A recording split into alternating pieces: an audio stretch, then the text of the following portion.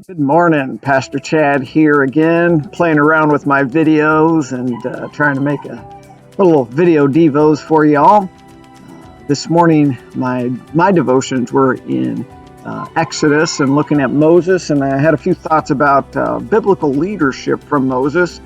Moses, as a biblical leader, was not necessarily willing to lead, as he tried to fight God as God called him to leadership. Moses as a leader was not necessarily qualified as far as on the abilities level. He was not a good speaker, he claims, and was just not up to the task.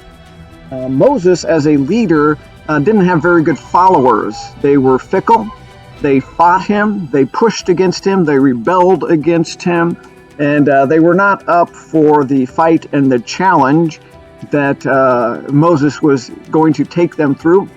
But nonetheless, Moses was God's man and God's leader. And it just led me to a few thoughts about leadership and biblical leadership. Biblical leadership is not necessarily about a willingness on the part of the leader, though eventually you must surrender to it.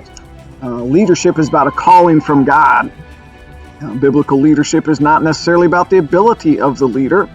And biblical leadership does not necessarily require followers that are good followers. The followers might be fickle. The followers might be themselves not up for the challenge, and many problems there with the followers at times.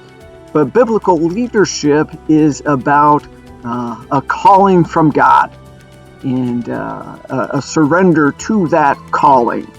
And so the key question when it comes to biblical leadership is, am I called? Am I called?